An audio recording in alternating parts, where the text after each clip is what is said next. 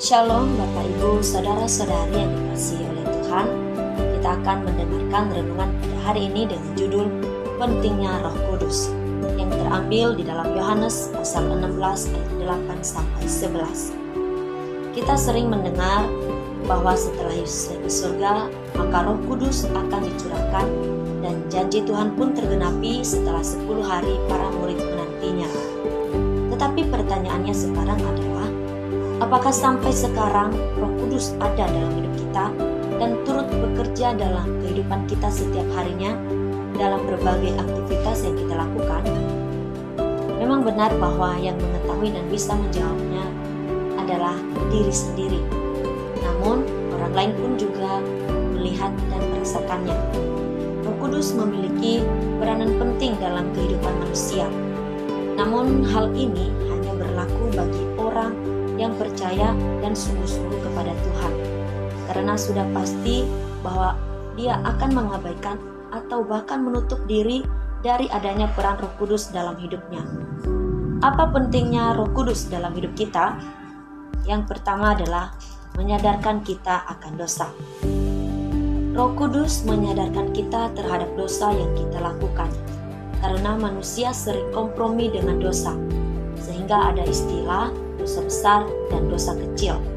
Ini hanyalah pikiran manusia yang dangkal akan kuasa Tuhan yang nyata dalam kehidupan kita. Karena semua dosa itu sama di hadapan Tuhan. Karena hal yang dapat memisahkan manusia dari Tuhan hanyalah dosa. Semua manusia itu berdosa di hadapan Tuhan, tetapi benih ilahi ada dalam setiap manusia. Dan oleh karena pengorbanan Tuhan Yesus di kayu salib, maka dosa kita telah diampuni oleh Tuhan. Tetapi dunia ini semakin hari semakin jahat, dan manusia yang hidup di dunia bisa menyanyiakan pengampunan dari Tuhan dengan memilih untuk hidup di dalam dosa. Di saat kita tidak mengandalkan Tuhan dalam hidup kita, maka ketika kita melakukan kejahatan pun, kita akan membenarkan apa yang kita lakukan.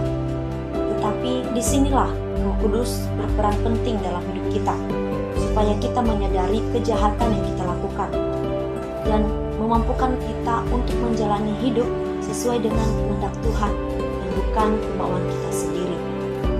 Roh Kudus bisa menyadarkan kita melalui hati nurani kita, melalui firman-Nya, bisa melalui sesama kita, dan juga bisa melalui sebuah peristiwa. Yang kedua adalah menyadarkan kita akan kebenaran. Di dalam hidup ini, kita membutuhkan kebenaran, supaya kita tidak menjadi putus asa, bebas dari rasa bersalah, dan percaya bahwa di hadapan Tuhan, kita sudah dibenarkan oleh karena pengorbanan Yesus yang menyelamatkan kita. Ini adalah hal yang sulit untuk dilakukan, bahkan kita pun mengalami kesulitan untuk meyakinkan orang lain akan kebenaran ini. Tetapi Roh Kudus dapat melakukannya. Roh Kudus akan menyadarkan kita bahwa benar, dulu kita hidup di dalam dosa. Tapi sekarang kita sudah percaya kepada Tuhan dan meninggalkan cara hidup yang lama, maka kita layak di hadapan Tuhan. Roh Kudus akan menyadarkan kita bahwa kebenarannya ialah kita berharga di hadapan Tuhan, sehingga kita tidak putus asa. Roh Kudus akan menyadarkan kita bahwa kebenarannya adalah kita harus mau mengampuni, karena kita pun adalah orang yang telah diampuni oleh Tuhan, dan Tuhan pun juga mengasihi orang yang bersalah kepada kita. Kita dan orang tersebut tidak ada bedanya di hadapan Tuhan. Dan kebenaran lainnya yang tidak kita sadari, maka Roh Kudus pasti akan menyatakannya kepada kita jika kita percaya. Dan yang ketiga adalah menyadarkan kita akan penghakiman.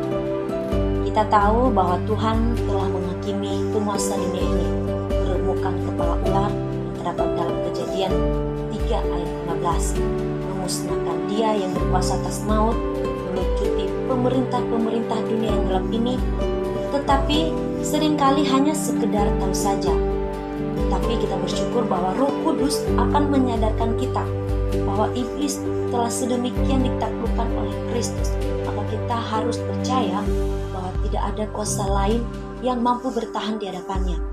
dan setiap kita juga hendaknya hidup sesuai dengan kehendak Tuhan, karena kita pun akan menghadap penghakiman pada waktunya Tuhan.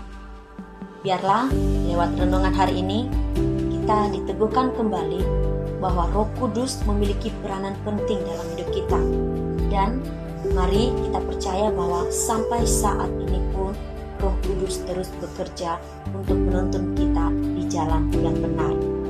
Selamat beraktivitas, Tuhan Yesus memberkati.